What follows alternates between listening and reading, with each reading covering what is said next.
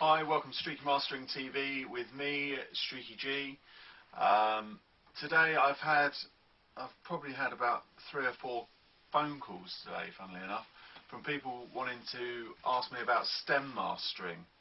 Not to be confused with stem mixing, which is a totally different bag altogether, but I seem to think at the moment that everyone's getting a bit confused. They think that they should send their stems over and you'll kind of put compression and EQ on them and some effects and things like that, and that's basically mixing. That's not, in my eyes, what stem mastering about. Stem mastering, for anybody who doesn't know, is where you would lay the vocals out, the bass out, the drums, all in separate parts, and then send them to me or a mastering engineer, and you would lay them out in Pro Tools as, say, an 8-track mix, and then just play it through. And then the benefits really of stem mastering, in my eyes, are that you can sort of lift the vocal.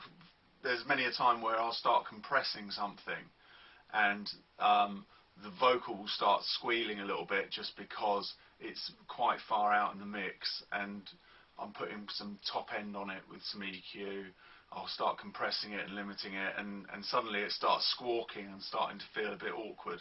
So what I try and do then is, if I've got either instrumentals or with a vocal on top, then I can lay the vocal on top and then just drop the vocal down, say a dB, just not a lot, but enough to stop it from squawking.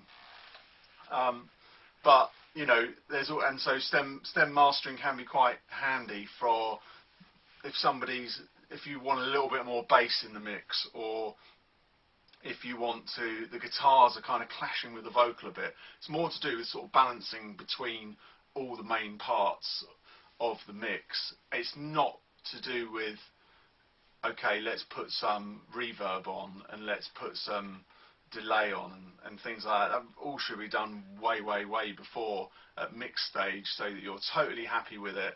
But it just gives me more options, or a mastering engine more options, when you come to putting it together as a stereo master. I tend to find that most stereo masters are great, and there's no real need to go to stems that often. Only if there's a possibility of maybe if you're pushing, say, a compressor too far and that's starting to lose headroom, and then you need to sort of drop things back a little bit, or if you want to, you might EQ the vocal differently to the rest of the track, just because you know that you can get it to sit better in the mix. So that's really how I see it as stem mastering. It's handy to have if you're laying stuff down to send to a mastering studio. Always best probably to do it anyway, because there's no harm in sending them all the stems. That's it. I hope that covers it. If you've got any questions, give me a shout or put it in the comments. Okay, till next time. Thanks for watching. Bye.